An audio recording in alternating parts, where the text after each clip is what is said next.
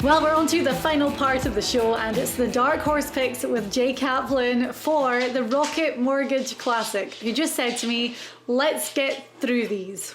So let's do it. I spent a great day yesterday not paying attention to the Rocket Mortgage field, but this morning I did a crash course in figuring out who's who, where's where's this tournament. I don't know what the hell's going on, especially after my performance last week. Speaking of last week, you have some gloating to do. Yeah. Well, I just love it when one of our Dark Horse picks, especially mine, finishes in the top 10, let alone the top 5 for Hank Lebioda. Say that again. Hank Lebioda. Pause. Yeah. One. And we said, we always say it with these Dark Horse picks that my dog is going crazy right now, trying to get something off the floor. Anyway, we always say with these Dark Horse picks that we're not saying they're going to go out there and win, but there's value in making the cut. Top 20, top 10, top 5 in this case. And Hank did so well last week at the Travelers that I am sticking with him for my Dark Horse pick this week. And I wasn't going to, but there's 3 reasons why I did. 1, great play last week and a top 5 finish. You can't argue with that. Number 2, his stats are great. We talked about this last week, and when we did our re-ranking, he jumped all the way up to number 12. So, I mean, statistically, that speaks for itself. 3rd, he's 125 to 1. And I'd said to myself, if his odds were really slashed, then I wasn't going to pick him, but 125 to 1. I'm riding the wave of Hank Lebioda into Detroit for the 2nd week. Nobody in the history of the English language has ever said that phrase. I'm riding the wave of Hank Lebioda into Detroit. No one. Congratulations. In fact, no one in the history of the world has ever picked Hank Lebioda twice in 2 weeks. Well, but you make a compelling argument. Another point to add to it. Because when we look, we always re-rank them by their current form, and he is number 1. Yes, he is number 1.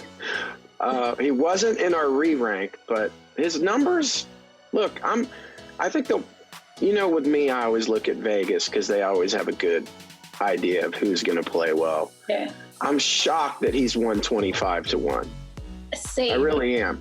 Yeah, so it's not only a great value, but he's got Uncle Mo momentum on his side. So we'll see if you can double down on Hammer and Hank. Last time I did this was with Martin Laird when he won in Vegas, and then I went so big on him the next week, and it didn't work out. Yeah. But we'll see. Yeah. There's always that week where it can all change. There's always Vegas to remember. Yeah. Well, I'm going to take over now, and I've got a rebound. Last week I had Pat Perez and Austin Eckroat, who Eckroat actually made the cut, finished at 4 under. He was never really in it, but that's a good sign for a young player. And as Elk told us during the show, Pat Perez really lost his swing. So that would have been nice to know prior to the event. So thanks for that, Elk. Really good. He started hot. He was even, in a great position to make the cut at the start of Friday. But I only know this because he was playing with my brother who also missed the cut. So I was studying their every shot. Tough group. Yeah. So this week I'm going to go with a guy who is venturing into enemy territory. Diane, what do I mean by that? Well, this is an Ohio State graduate, an Ohio native, who is going into the heart of the beast, Michigan Wolverine country. So I feel like he's motivated, and I have this hope that he feels like embracing the underdog role. But one thing I really like about this guy is his performance with the putter. He ranks 24th in putting average on the PGA Tour, 100 in driving, so he's in that middle ground. He's actually playing well. He comes in ranked currently 9th in form, coming off a T8 a couple weeks ago at Congaree.